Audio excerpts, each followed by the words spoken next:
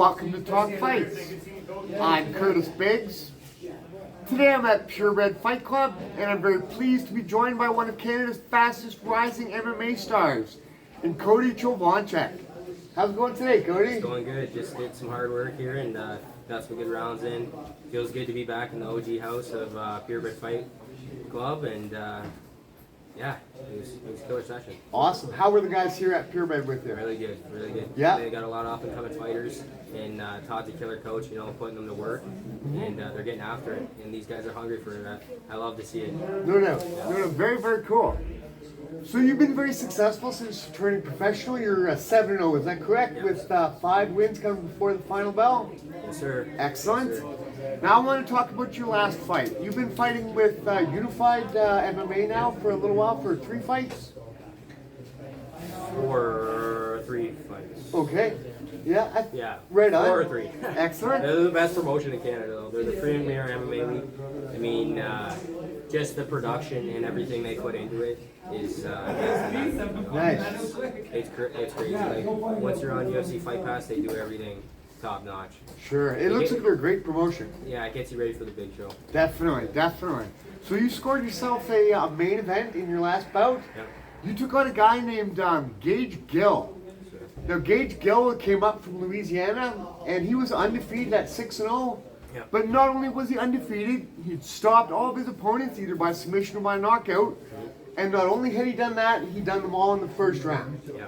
That's quite a resume coming into this fight. Were you a little bit nervous taking this guy on? You know, yeah, you know, but I always say nerves are a good thing. It's your body telling yourself you're getting ready to do something. You're getting ready to fight.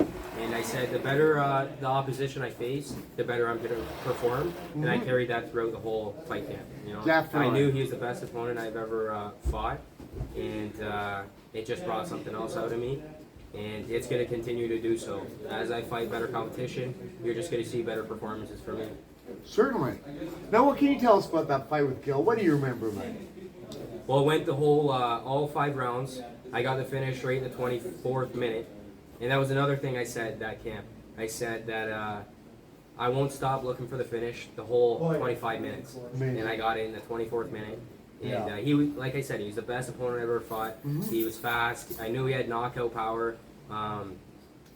But my team at Now Your Top Team, and my coaches, Chris Prickett, Matt DiMarcantonio, and Matt Jelly, we came up with a good game plan, and we stuck to that game plan, and it came through. Things that we've seen in footage, mistakes that he made, or like tendencies that he did, we seen them in the training camp, and then they were there again in the fight. So No doubt. the game plan came to fruition.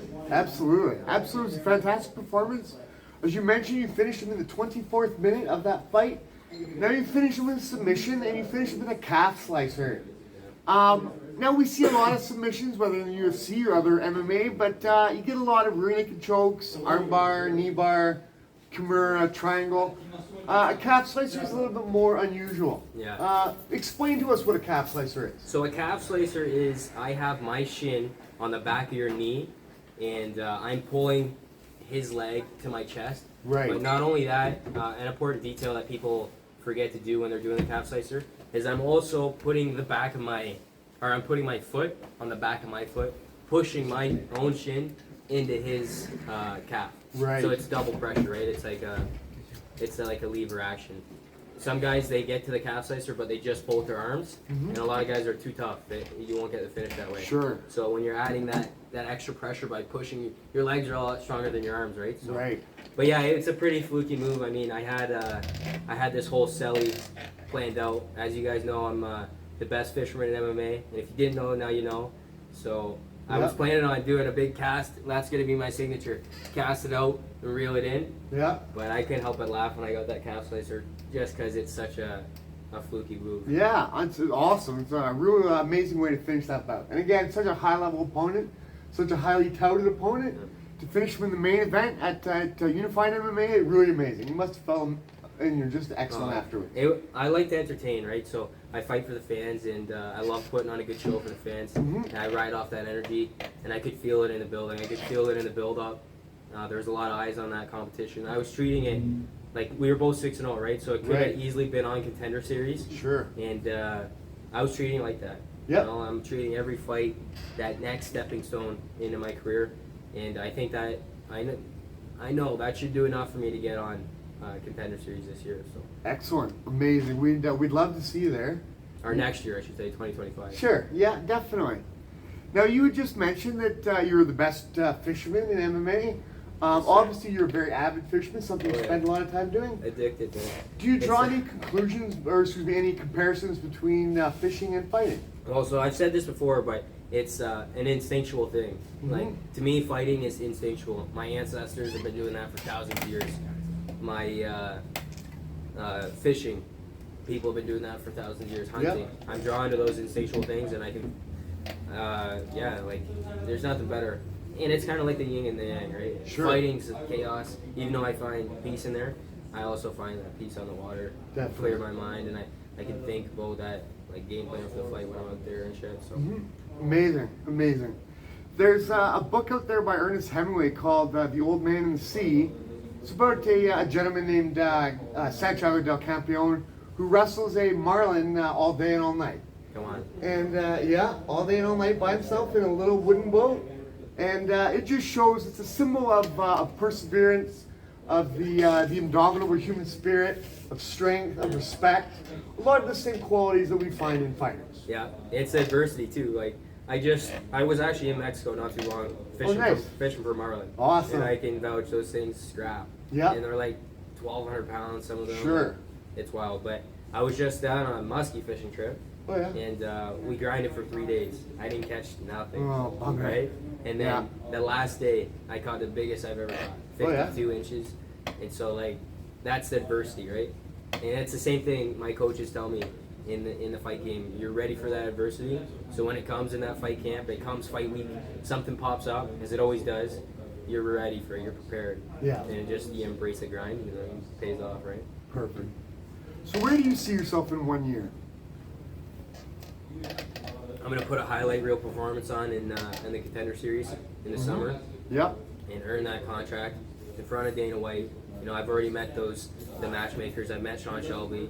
I've been real close to Dana White. I didn't get to talk to him, but I thrive under the pressure. You Sure. know? I treated that last fight like it was a Contender Series fight, so I'm gonna be ready to go. Yep. In July. And not only that, I feel like I'm representing my country. We don't have a lot of Canadian fighters in the UFC. Sure. And I want to put not only my hometown, 519, Lambton County, but I want to represent the country too and be the next exciting fighter Fantastic. in the UFC. Amazing. Is there a time that stands out for you, whether in a fight or in sparring, where you would think is the hardest you've ever hit anybody? Yeah, I was actually just talking to Todd about it today. We were talking about MFL Fight League, and that's a Quebec Fight League. That's where I had my last amateur fight. Okay. And this guy, we had a good little back and forth. We had a good little back and forth fight in the first round, and he went to go throw a big uppercut in the second round, and I slipped and hit him with a big overhand. And a lot of knockouts, like when I've knocked people out before, you hit them on the chin, and it kind of feels like you don't even hit them. Sure. It just boom, rattles their chin. Yep. It feels like you punch right through their head. But this one, it was like I hit a brick wall. Yeah, And you just hear that thud, and buddy's out stiff. You know, I actually Nice. felt bad for him. Yeah, But it's all part of the game. you know, it's part of the game. He's trying to do the same to me. So Amazing. So obviously you're undefeated. You've never been knocked out. But is there a time that stands out as the hardest you've been hit? I don't know. To be honest, I don't. Yeah. I kind of like. I'm aware of it and whatever, but I don't hold those.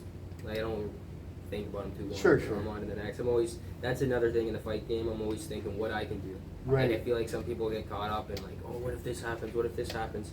But I'm thinking of like the positives that you can do, and I think like, oh, what if this guy does this? And I have an answer to it. Sure. Right. Excellent. So yeah, I can't recall the last or the hardest hit I've ever Yeah, taken. that's all right. I got calf kicked pretty good though. Oh, One yeah? time, and it fucking numbed my whole leg. Oh, jeez. My foot was dropping and shit. But Those calf kicks are brutal. oh yeah, there's no Is that joke. something you put into your game, the calf kick? Oh, You didn't see it so 100%. much. 100%. 10 years ago, you didn't see the calf Come on, kick bro. off. Have you even watched any of my fights, bro? Of course. All of them. I love calf kicks. Yeah, man. amazing. That's my jam. Amazing. So what would you say to young kids coming up in MMA, wanting to be successful like yourself? have that dream and just chase it, work hard, get after it, because if you're not working hard, there's somebody out there working harder. There's somebody that wants it bad, you know, all around the world. But we can do it. You know, we got fighters in the UFC. We have fighters in every discipline at the highest level in Canada. So, and we're in a really good position with the things we can do. So, I just keep working hard, get after it, and consistency. Hard work, consistency, discipline. No doubt. All the cliche things. Yep. You hear everybody saying, you're like, oh, that's cliche. Everybody says it. But those are the truest things, and there's a reason why they repeat it. Sure. Absolutely. So, as my final question, I'm kind of curious, what do you think hurts more, a liver shot or a low blow? Low blow. Low blow, yeah?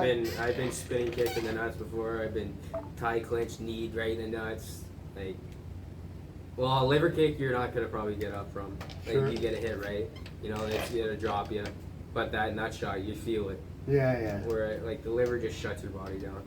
Right? Awesome, man. I really appreciate you giving me your time today, Cody, and all the best to you going forward. We'll be looking forward to seeing you in the UFC. I had a question for you. Absolutely. We used to train together back in the day. We did some sparring rounds. Sure. What was your favorite moment of like the time that you trained, like over your career? Of my career? Oh, geez. You know what? I had a rubber match with a guy in Sarnia about 20 years ago. I lost first one decision, won the second one decision. Rubber match in my hometown. I ended up stopping him in the second round. I dropped him twice. Second round, the referee waved it off. Yeah, thanks. It was a nice win for me. I don't have a lot of them I can talk about, but that was a good win for me. Yeah, that's unreal. There's nothing better than fighting your hometown and getting that redemption. Absolutely. Hey, thanks so much, Cody. I really appreciate it. Really appreciate We'll be seeing you in the UFC soon. Let's go. Cheers, buddy. See you at the fights. All right. My secret power is sadness.